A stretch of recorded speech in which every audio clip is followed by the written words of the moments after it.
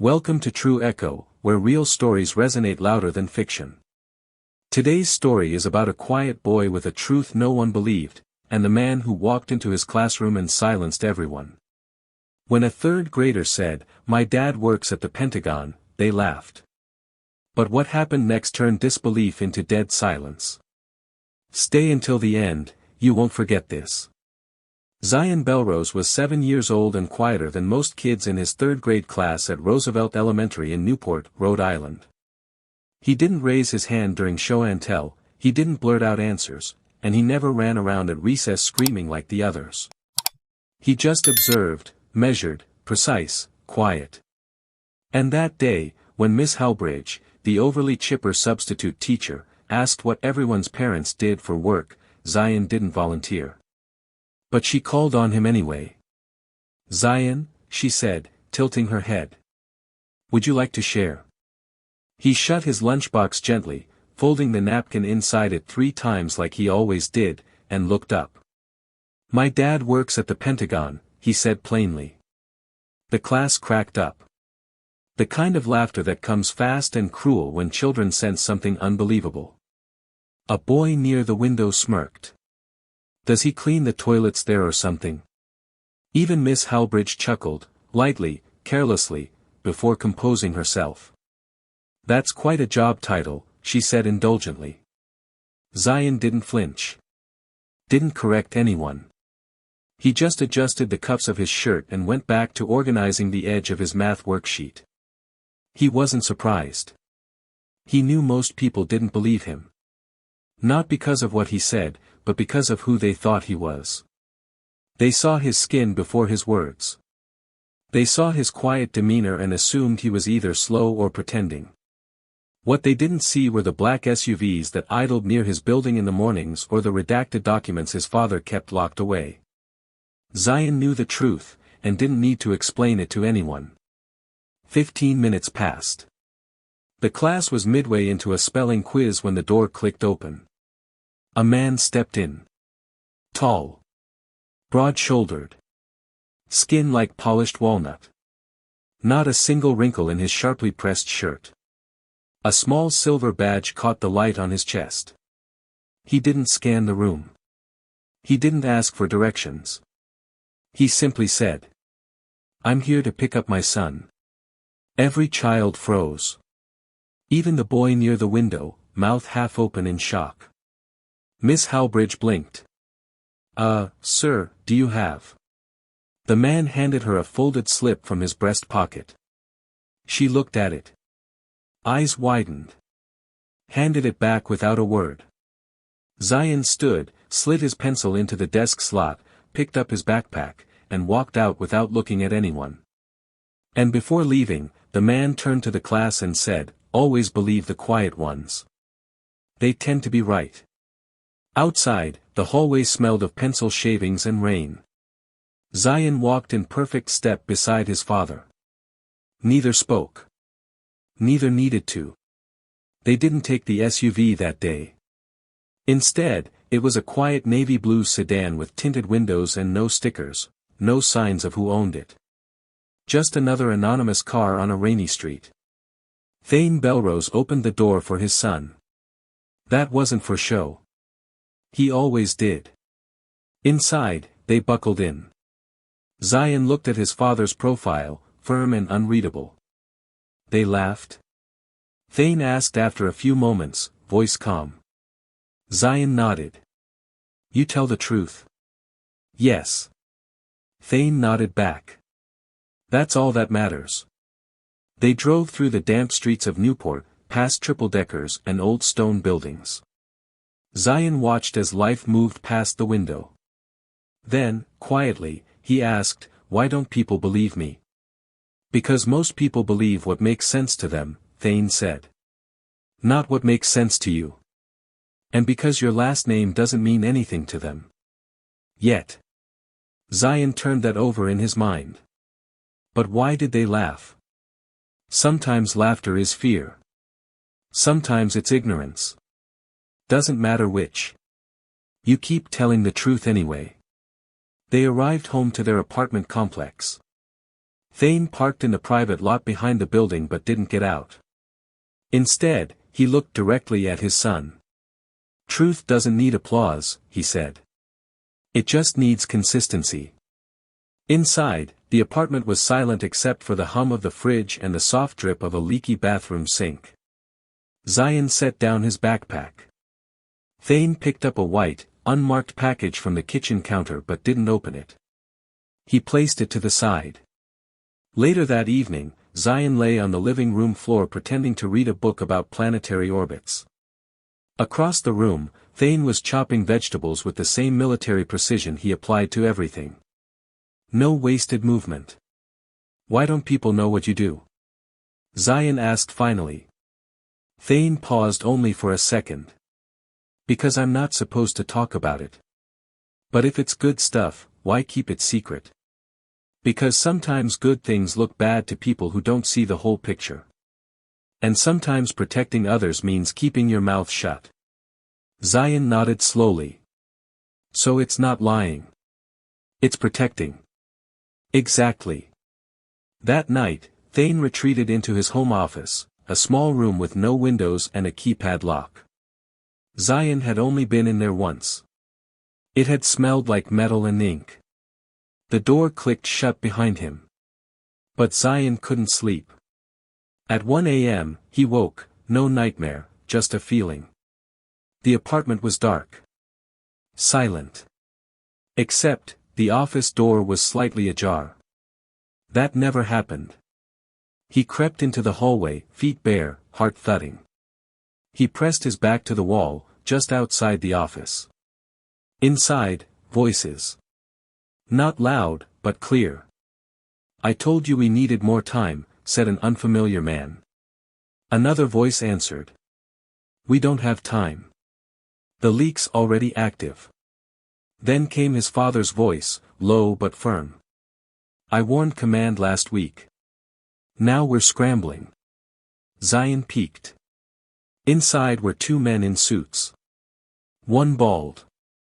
One with a buzz cut. Between them, the black folder from earlier.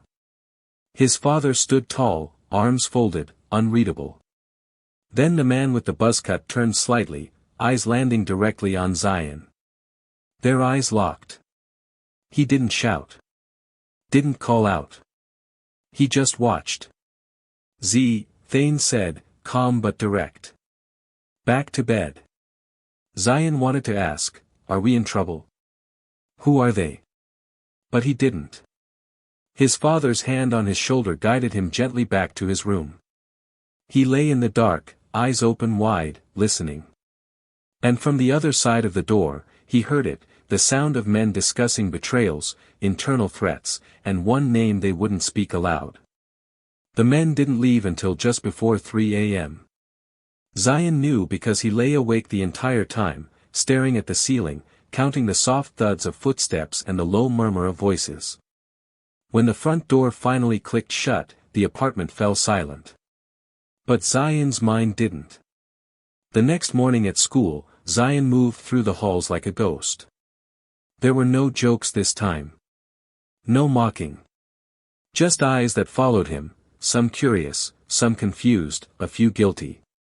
Even Trey Lochner, who always had something to say, just stared as Zion passed. At recess, Zion sat alone near the tree line, tracing a line of ants with a twig. That's when Trey finally approached. "Hey," Trey said, dropping onto the grass beside him, his voice quieter than usual. Zion didn't turn. "My brother saw your dad," Trey said. "He said he looked like a spy or a secret agent or something." Still, Zion didn't move.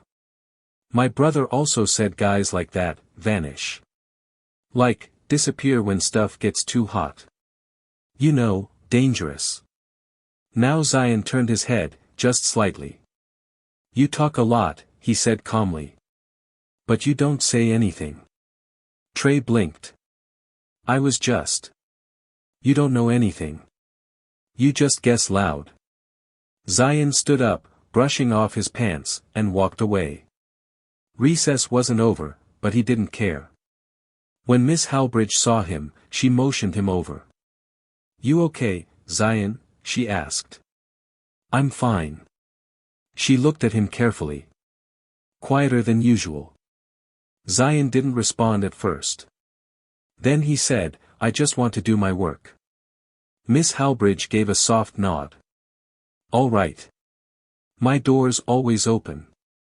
Back in class, two girls changed seats when they were assigned to work with him. He didn't react.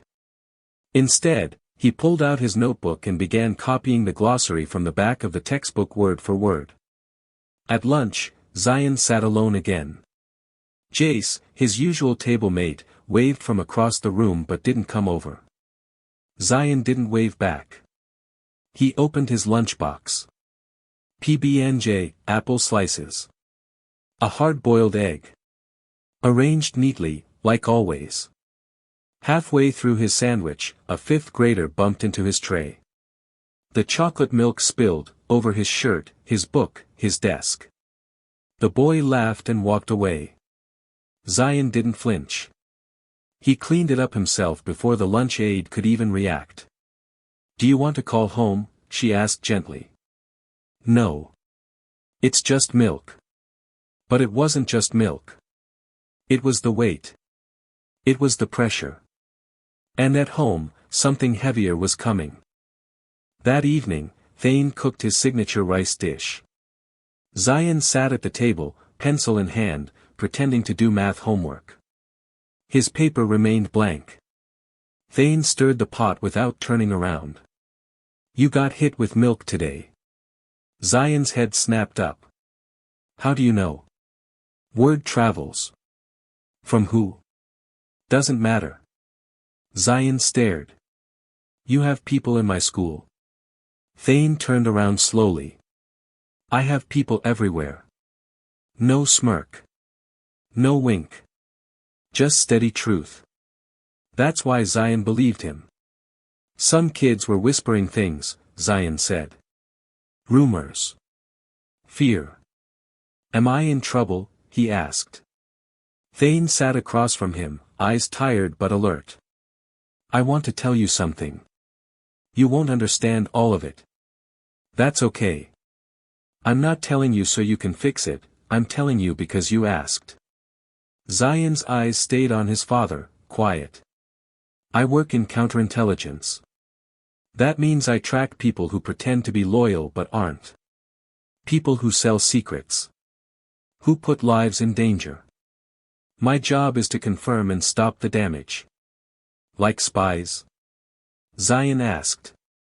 Sometimes. But no movies. No gadgets. Just patience, pressure, and truth. Zion's grip tightened on the pencil. Are you in danger? Thane exhaled. Some people want me gone. Not because I did anything wrong, but because I know things. Things they want buried. Zion swallowed. Why don't you quit? Because if I quit, someone else steps in. And maybe they don't care enough to be careful. The silence between them thickened. I want the truth, Zion said. Thane nodded. There's someone inside the Pentagon leaking data. And they're trying to make it look like it's me. Zion's hands were cold now. So you're being framed? Yes. And am I in danger? You won't be, Thane said. Not as long as I'm breathing. Zion believed him. Not because he wanted to, but because Thane Belrose was the kind of man who made that sound like a fact. That night, they both cleaned the kitchen in silence. At Zion's door, just before bed, he asked. Do you ever wish you had a normal job? Thane paused. Sometimes. Then I remember why I started. And just before Zion stepped into his room, Thane added. Don't tell anyone what I said. Not even teachers. I won't, Zion said. But the pause before he answered said everything. 3 nights later, the silence shattered. It was close to midnight when the knock came, not at their apartment door, but down the hall, at the back exit to the building. Zion was already awake, eyes wide open in the dark. Since that night he overheard his father in the office, his sleep had been shallow, his thoughts looping like gears that wouldn't click. The knock came again. Firmer. Then a low voice through the hallway. "Commander Belrose. Open the door. Immediate security protocol. We need you to come with us." Zion slipped out of bed, heart hammering. He crept toward the living room. Thane was already at the door, pulling on boots, buttoning a shirt with practiced calm. No panic. Just urgency wrapped in discipline. Two men stood outside. One had a clipboard. The other wore a military police patch on his arm. "Commander, we need you at Naval Station Newport. High priority review. Escalation in the Langdon file." Thane's eyes flicked down the hall. "Can he stay here alone?" Clipboard asked. "No," Thane said immediately. "We can call child services, protocol states." "No," Thane repeated, sharper this time. "He's staying with the neighbor. I'll walk him over myself." They didn't argue. Zion was already pulling on his shoes when his father opened the bedroom door. "Jacket," Thane said. "No questions." The air outside was cold. Damp. Zion's breath came out in clouds. Thane walked him next door to Miss Worthing's unit. She opened the door in her robe, eyes wide but unsurprised. "Trouble?" she asked. "Temporary," Thane said. "Can he stay?" She nodded. Reached for Zion's hand. Before stepping away, Thane knelt down in the doorway, face inches from Zion's. "You're safe," he said. "I'll be back soon." Zion wanted to ask how soon, but didn't. Instead, he nodded. "You sure?" "As sure as I need to be." Then Thane stood, nodded to the officers, and walked back into the night. Zion stood by the window in Miss Worthing's living room, watching the sedan disappear into the street. Swallowed by the dark. The next day passed in fog. Zion didn't speak much. Miss Worthing made eggs and toast, turned the radio on, and acted like it was any other Saturday morning. But it wasn't. There were no texts. No calls. No knocks at the door. Until noon. It was the same sedan from school pickup, but Thane wasn't driving. A woman stepped out.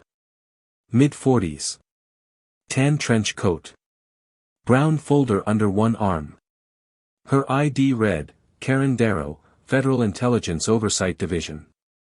She introduced herself to Miss Worthing politely, asked to speak in private. Zion pretended not to listen, but he caught fragments. Under investigation, internal breach, national interest. No charges. Yet. Karen knelt down in front of him a few minutes later, her voice softer than expected. "Your dad's okay. He's answering some important questions. He asked us to check on you." Zion looked her in the eye. "Did he do something wrong?" She blinked once. "We're trying to figure that out." It wasn't enough. Not even close. Zion stayed in that apartment all weekend. No television. No games. He just waited. Thought. Stared at shadows moving on the walls. He thought about the men in suits. The folder. The whispered words, "It's someone internal." Very internal. And he remembered the flicker, just once, of uncertainty in his father's voice. Monday morning, the knock came just after sunrise. Not sharp. Not loud. Just steady. Miss Worthing opened the door. And there he was. Thane Belrose. Unshaven. Hair slightly wild. Uniform wrinkled at the shoulders. But upright. Present. Alive. Zion dropped his spoon but didn't run into his arms. He just looked up at him, scanning his face. "You good?" Zion asked. Thane let out the smallest breath of relief. "Yeah. I'm good." Zion stepped aside. Let him in. Miss Worthing, reading the moment, slipped into the back room without being asked. Thane crouched in front of Zion, his voice a little softer this time. I didn't tell them everything, he said. Zion frowned. Why not? Because telling the truth in a system built on secrets isn't simple. There's what's real, and what people are ready to hear. He stood, walked to the window, looked out like the street might answer. They wanted me to say something that would have thrown someone else under the bus. Someone innocent. Zion's chest tightened. Did you? No, Thane said. I wouldn't. So they let you go? Sort of, he said. They know I'm not the leak. But they're still watching. Still waiting. He turned toward Zion. I've been walking this line for years. Some days, I'm not sure if I'm cleaning up someone else's mess, or creating my own by staying silent. Zion stepped closer. So what now? Now, Thane said slowly, I report what I know. Not through the chain. Outside it. Independently. There's someone selling access. Real classified movement logs. And if I don't act now, it keeps going. Zion looked down. Will they try to stop you? Maybe, Thane said. But I've got leverage. If they push back, the story goes public. They stood there in silence. Not the uncomfortable kind. The kind that meant something was happening. Later that week, Thane didn't go back to his office. He went to Washington, D.C. The Washington trip was different from Thane's usual travel. Zion could feel it. The phone buzzed non-stop, long calls late into the night, and new folders, thicker, heavier, began replacing the old ones. The SUV returned, and so did the two men in suits. But this time, they asked Thane questions like he was the one leading the investigation. Zion didn't know the details, but he understood the shift. His father wasn't just defending himself anymore. He was preparing to strike. Zion returned to school on Wednesday. No one laughed when he walked into the classroom this time. Even Trey Lochner, who usually had something slick to say, only gave him a nod, part apology, part respect.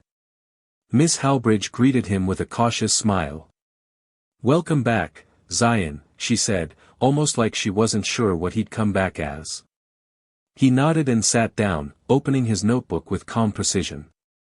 The same motions as always, but everything had changed. At lunch, Jace sat next to him again. They didn't talk about anything heavy. They talked about Jupiter, the new Star Wars show, and who brought the best lunchbox to school. It was normal. And that was what Zion needed most. That afternoon, he was called to the front office. He tensed, assuming the worst. But it was a man from the district, kind eyes, calm voice, just checking in. Do you feel safe at home, Zion? Zion looked him in the eye and told the truth, yes. He meant it. But safe didn't feel the same as it used to. After school, Thane was waiting in the same navy blue sedan, not the SUV, not a government car. Just the car that didn't leave a story behind. How was school? Thane asked as Zion buckled in. Easier. They sat in silence for a moment before pulling off. Zion watched the houses go by. Then, did you win? Thane gave a small laugh under his breath. Not yet. Zion turned to him. Was it worth it? Thane rested his hand on the gear shift and stared out the windshield. Ask me again when you're older. Zion didn't press. A few weeks passed. Life settled into a new normal. Except normal now meant surveillance. Check-ins. Caution. Thane didn't talk much about Washington, but Zion pieced things together, overheard phrases, quick glances, how his father never left without checking the locks twice. He saw how the agents who once looked suspicious now treated his dad like an asset, not a liability. Still, the Pentagon leak hadn't been stopped.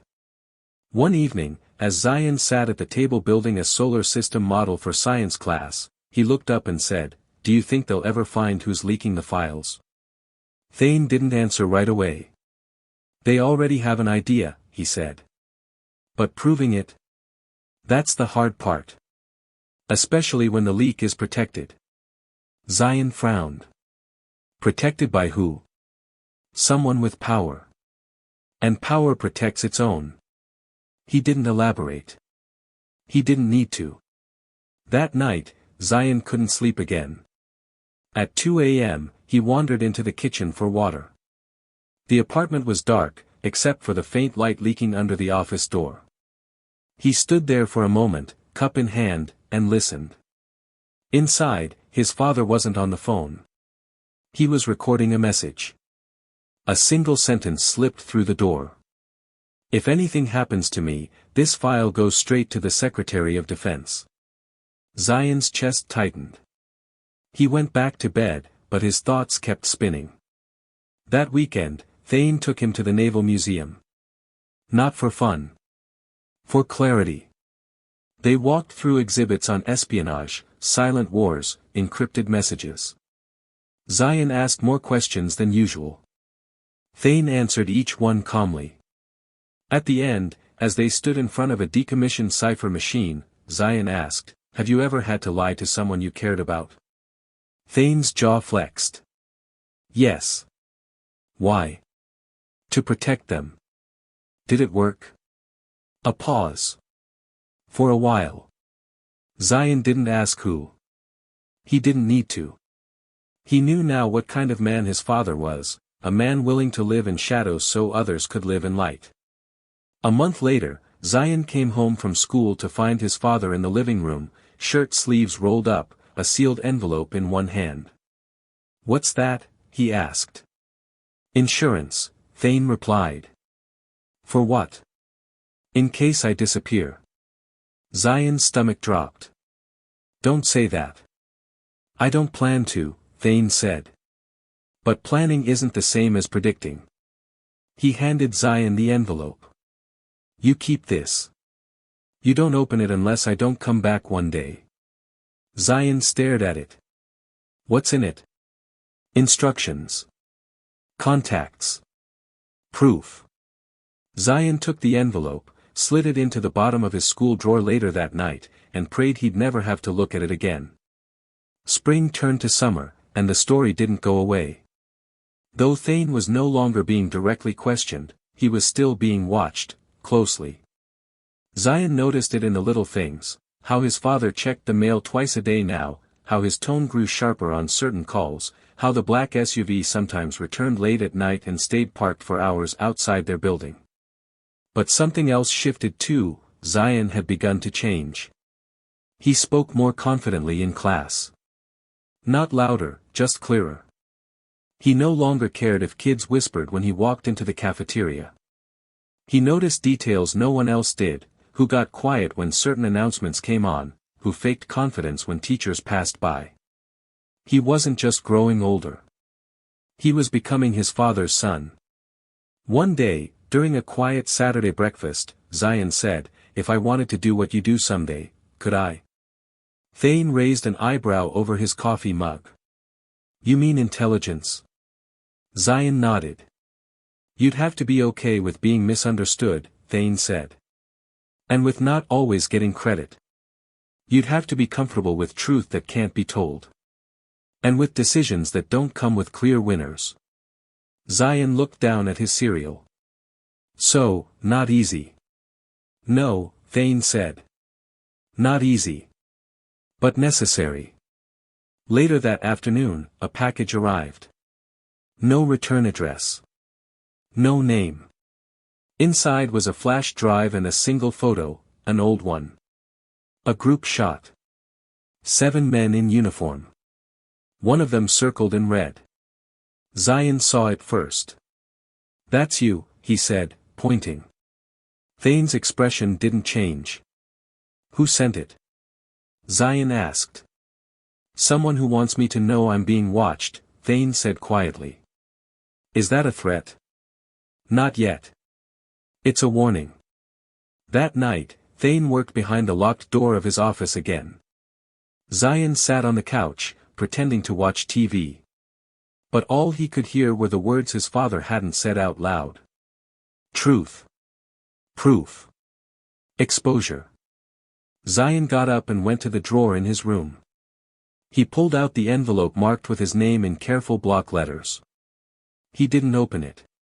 But he placed it on top of his desk now, in the open. Because part of him understood something now. The truth was a weight. And sometimes, you had to keep your hands on it just to stop it from crushing you. 2 weeks later, things came to a head. Zion was in school when the announcement came over the intercom, "Zion Belrose, please come to the office with your belongings." There was no warning. No explanation. Miss Halbridge looked at him, confused. "Do you know?" He shook his head and packed his things. In the office, Agent Karen Darrow was waiting. Her face was calm, but her tone was serious. "You're coming with me." Zion stiffened. "Where's my dad?" She crouched slightly. "He's fine. But something happened. And we need to make sure you're protected." They drove in silence. Not to the apartment. Not to the station. To a secure facility. An undisclosed address. A safe house. Zion sat at the window of a strange room, clean, white walls, no posters, no noise.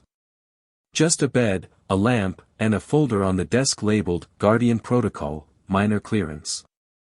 He didn't touch it. Hours passed. Finally, Thane walked in. Still upright. Still composed. But with a new scar just above his left brow. Zion stood but didn't speak. Thane walked over and placed a hand on his shoulder. "We found the leak," he said. "It was who we suspected. But they tried to flip it on me again." Zion's voice was tight. "Did they believe you?" "Eventually," Thane said. "After the proof I gave them made someone else flinch." Zion exhaled. "Are we still in danger?" Thane nodded slowly. "For a little while. But we're protected now. For real." Zion looked at him. "Did you open the envelope I gave you?" "No," Thane said. "But the fact that you had it ready told me everything I needed to know." That summer, Zion didn't go to camp. He didn't travel. He stayed close. Alert. A little older than his years. But there was a calm that began to return to the Belrose apartment. The surveillance eased. The phone calls changed tone. And Thane began smiling again, not often, but genuinely. One night, as they sat on the roof of their building watching stars, Zion asked, "Will you ever tell me everything?" Thane looked up at the sky. Then at his son. "Only what you're ready to carry," he said. "Truth can build or break. Sometimes both." Zion nodded. Because he understood now. 10 years later, Zion Belrose stood behind the podium at his high school's senior award ceremony in Providence, Rhode Island. He was 17 now, taller, sharper, and just as quiet as he'd always been. But when he spoke, people listened. Because he didn't waste words. He never had. His tie was crooked. He hadn't noticed. But it didn't matter. The auditorium was packed, students, families, teachers.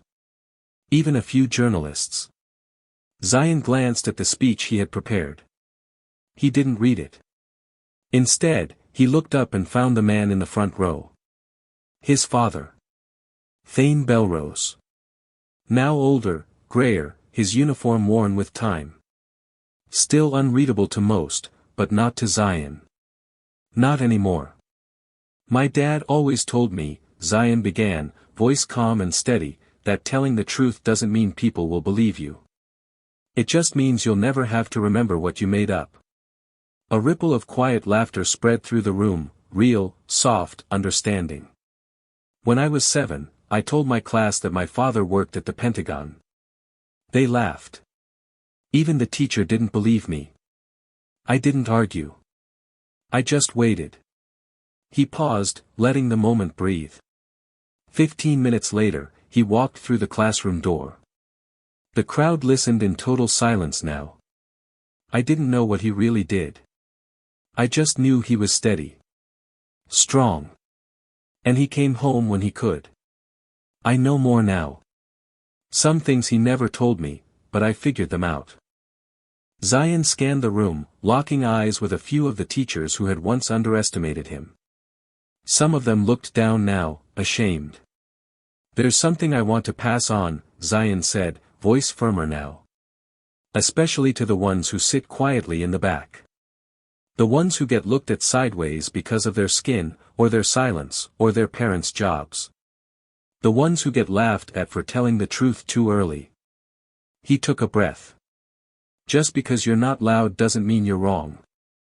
And just because someone laughs, doesn't mean they know more than you. Now the audience leaned in, hanging on every word. Quiet people carry things. We watch. We remember. And sometimes, when no one's paying attention, we end up being the ones who were right all along. Applause started small. Then grew. Then filled the auditorium like thunder. Zion didn't smile big. Just a small, knowing curve at the corner of his lips. He didn't need the ovation. He'd already won something greater, truth, proven. After the ceremony, students came to shake his hand. Teachers offered hugs. Even Miss Halbridge, now long retired, approached him with misty eyes. I believed you after that day, she whispered. Zion gave a polite smile. Outside, beneath the setting sun, Thane waited by the car. You've come a long way, Thane said. So have you, Zion replied. They didn't hug. They didn't need to. The ride home was quiet. But not empty. It was full, with weight, and history, and understanding. As the last golden light streaked across the car window, Zion asked, do you regret any of it? Thane didn't ask what it meant. He understood. I regret not telling you sooner, he said. Not because you needed to know. But because you were ready to hear more than I gave you. Zion nodded once. That was enough. The next morning, Zion packed for Georgetown. He had earned a full scholarship in political science. Not because he was loud. Not because he was flashy. But because he paid attention. Because he listened. And because he never lied, even when it would have been easier. Thane stood by the door as Zion slung his bag over his shoulder. I'll keep telling the truth, Zion said. Thane looked at him, half pride, half caution. Good. Just make sure it's the truth that matters. Zion stepped into the hallway. This time, no one laughed. Truth doesn't always sound believable, especially when it's spoken by someone the world underestimates. But sometimes, all it takes is one quiet voice, steady over time, to shift everything. As Commander Thane Belrose said. Always believe the quiet ones.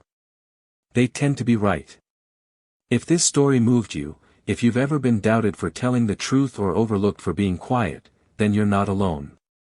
We see you. Subscribe to True Echo for more powerful stories that reveal what really matters. Leave a comment, share this video, and let your truth be heard.